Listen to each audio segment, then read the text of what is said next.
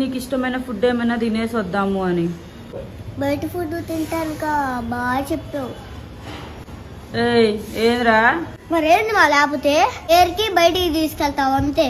నేనే తినాలనుకున్నా తిన్నావు, ఏమన్నా తిన్నావు అనుకుంటే చాలు ముందుంటావు వద్దన్నలో.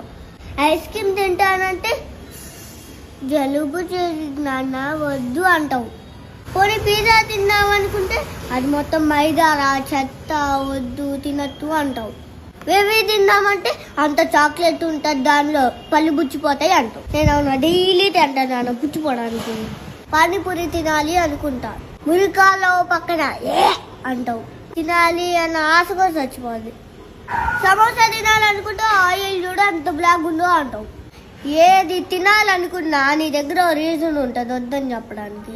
ఇక దేనికి నేను బయటికి రావటం అన్నీ చూడ్డానికి అన్నో తెచ్చుకొని. అరే ఎక్కువ అవుతున్నాయి. ఓ మమ్మీ మళ్ళా పేరుకి బయటికి వెళ్దాం, నీకు ఇష్టమైంది తిందు. ఎవరికి ఇష్టమైంది బయటికి తీసుకెళ్తామంటే సిస్టమ్ నాది కంట్రోల్ నీది, సిస్టమ్ నాది కంట్రోల్ నీది.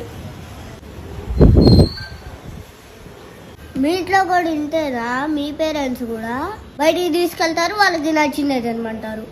ఇంకా దేనికి మనల్ని బయటికి తీసుకెళ్దాం?